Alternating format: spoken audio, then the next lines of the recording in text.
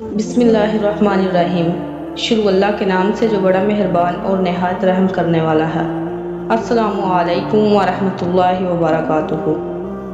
امید ہے کہ ناظرین آپ سب خیریت سے ہوں گے۔ میری دعا ہے کہ اللہ رب العزت آپ کو خیر و عافیت سے رکھے۔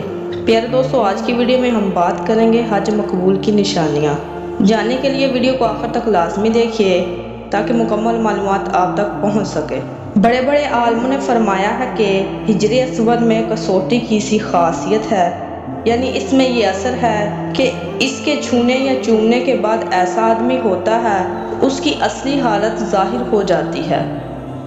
بعض لوگ حج سے پہلے معلوم نہیں ہوتے کہ یہ اندر سے کیسے ہیں، مگر حج کے بعد چھپا رہنا مشکل ہے، اصل حالت ضرور کھل جاتی ہے۔ بس جس کی حالت حج کے بعد پہلے سے اچھی ہو جائے تو سمجھ جانا چاہیے کہ اس کا حج قبول ہو گیا، اور جس کی حالت پہلے سے بری ہو جائے تو اس کا حج خطرے میں ہے۔ تو ممکن ہے کہ بعض لوگ یہ خیال کریں کہ پھر حج نہ کرنا چاہیے کہ کلی نہ کھلے۔ اس کا جواب یہ ہے کہ حج نہ کرنے میں اس سے زیادہ خطرہ ہے، کیونکہ حدیث شریف میں آیا ہے کہ جس شخص پر حج فرض ہوا اور وہ پھر بھی حج نہ کرے تو خدا کو اس کی پرواہ نہیں ہے، چاہے وہ یہودی ہو کر مرے یا انصاری ہو کر مرے۔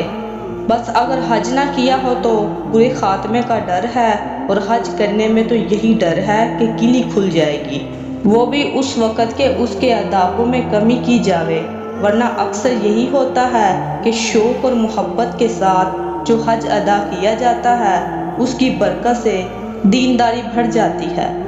بس حج کرنے والے کو چاہیے کہ پہلے کسی اللہ والے سے اس کے آداب معلوم کرے۔ غرض یہ کہ حج قبول کی نشانیاں ہیں کہ حج کرنے کے بعد دنیا سے نفرت اور بے رغبتی دل میں پیدا ہو، اچھے کاموں کے کرنے کا شوق پیدا ہو اور برے کاموں سے نفرت پیدا ہو، اور حج کرنے کا پھر دوبارہ بھی شوق باقی رہے۔ رسول اللہ صلی اللہ علیہ وآلہ وسلم نے فرمایا ہے کہ جس مرد یا عورت نے خاص اللہ کی رضامندی کے لیے اور اس کا حکم سمجھ کر حج کیا اور بری غرضوں سے بچا رہا تو وہ گناہوں سے ایسا پاک ہو کر واپس آتا ہے کہ جیسا اپنی ماں کے پیٹ سے بے گناہ پیدا ہوا ہے۔ سبحان اللہ۔